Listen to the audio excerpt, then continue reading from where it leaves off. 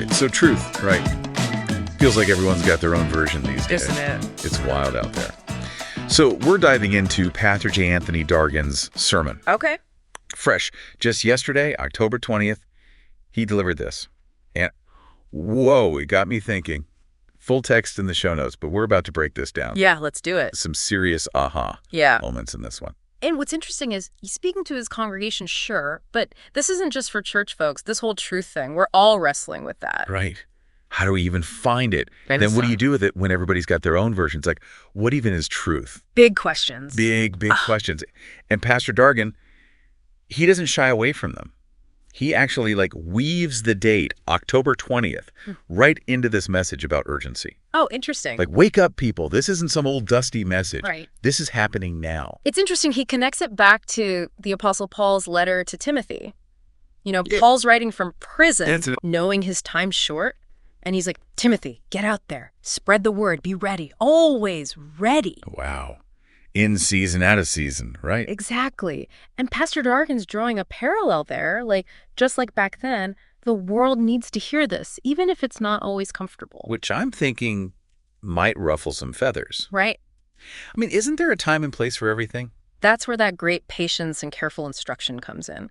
He's not saying, shove it down people's throats. Right. It's about being ready, being that steady presence, like a lighthouse. Ooh, okay, the lighthouse. Yeah. I love this analogy because he's talking about standing firm even when the world's telling you, no, you got to move. It's that image of a battleship, right?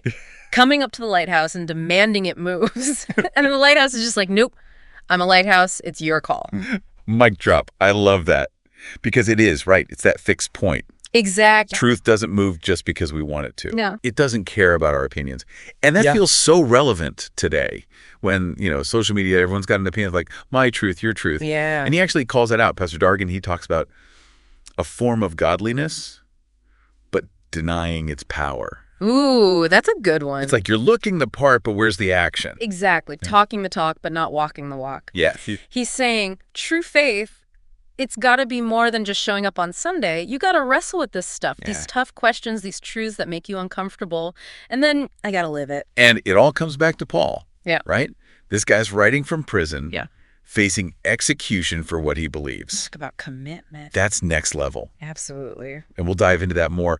But I can't let us forget this is all going down because Paul, he's in prison. Yeah. Imprisoned by Nero, the Roman emperor, for spreading the gospel. And yet, even in that situation, he's worried about Timothy. It's amazing. Worried about the church back in Ephesus, his own suffering.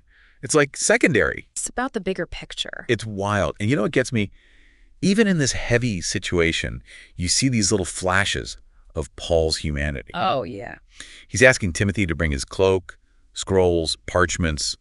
Even facing death, we still want those little comforts. It's so human. It is. And it makes you realize these figures from the Bible, they were people too. Right. Doubts, fears, the whole deal. But they clung to their faith. They did. Even when it was hard.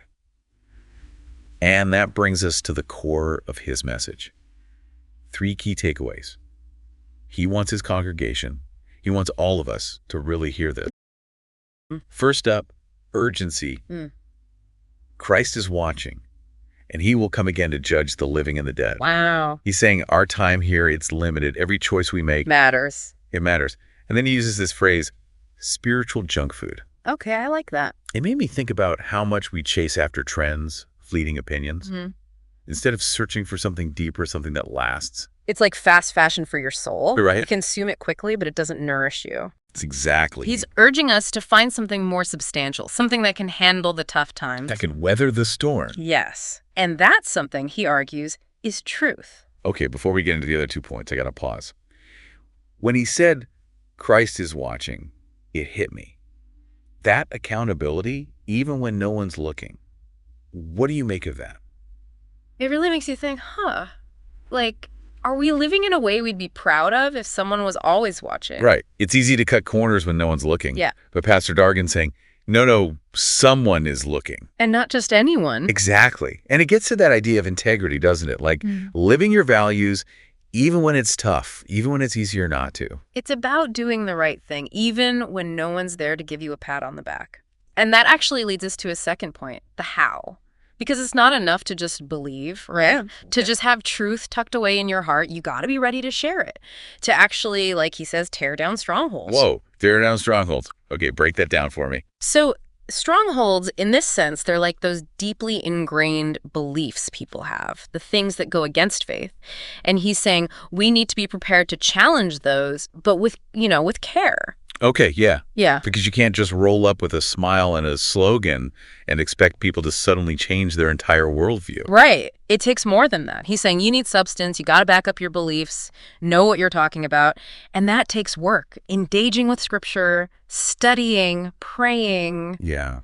Really wrestling with these questions, because it's not about just quoting verses. It's about understanding them, being able to answer those tough questions. So it's less about winning an argument and more about... It's about dialogue. Dialogue. Real, genuine conversation, coming at it with humility, a willingness to learn, and being able to speak to those doubts and questions, but with compassion, you know? Yeah.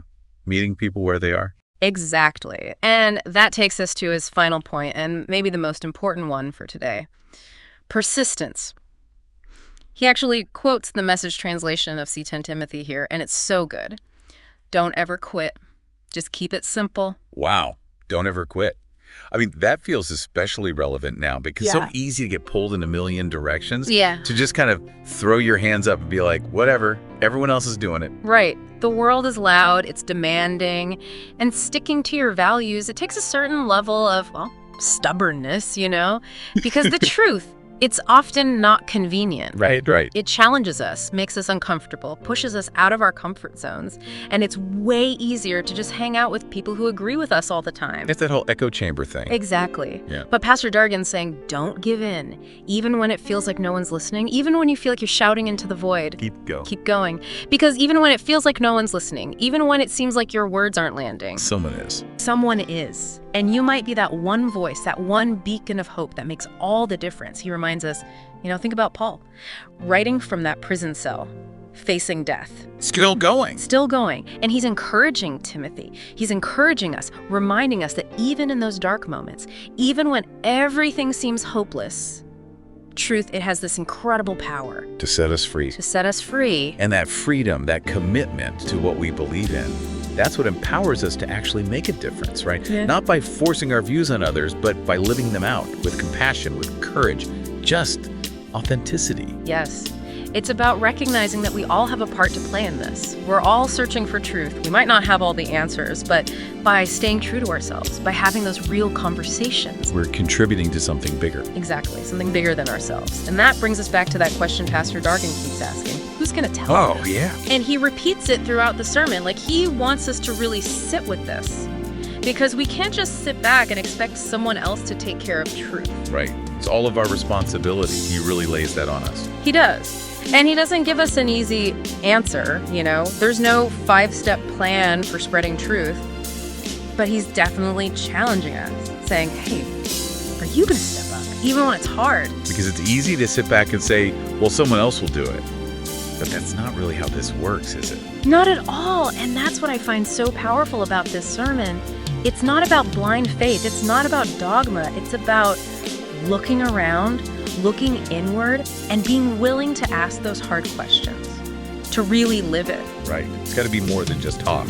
Absolutely. Action speaks louder. It reminds me of, remember we were talking about the lighthouse earlier? Yeah. The lighthouse and the battleship. It's not enough to just be that lighthouse shining your light out there. Right. You got to be willing to guide people too, help them navigate. Especially when things get rough. Exactly. Lend a hand, offer some direction, be that safe space for those tough conversations. Because it's not about forcing anything on anyone. It's about being a source of hope. A reminder that there's something solid out there when everything feels shaky. And I think that's where Pastor Dargan really leaves us, with the sense of hope, but also a call to action. Like, really stay true to the truth. To be those beacons of light. Exactly. The ones who don't give up, even when it feels impossible. Wow, this deep dive, it really got me thinking. Me too. What about you? What really hit home for you from Pastor Dargan's message? Hit us up in the comments. Let us know. And hey, while you're there, tell us what you want us to deep dive into next.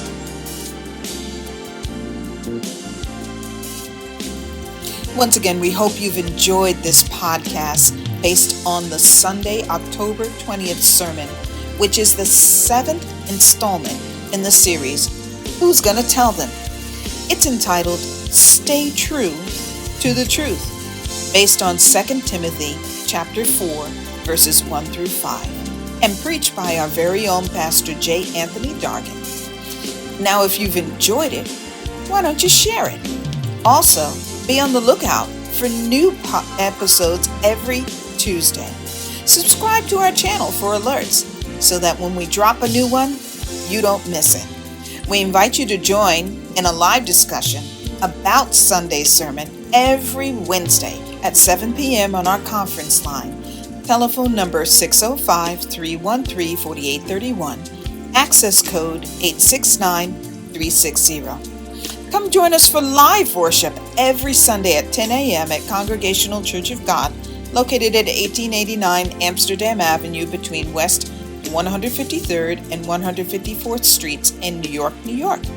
But if you can't come out live, why not join us on YouTube or Facebook as we live stream on our Facebook page at Congregational Church of God, NYC, and our YouTube channel at CCOGNYC. Bless you and look forward to meeting you online, or better yet, in person.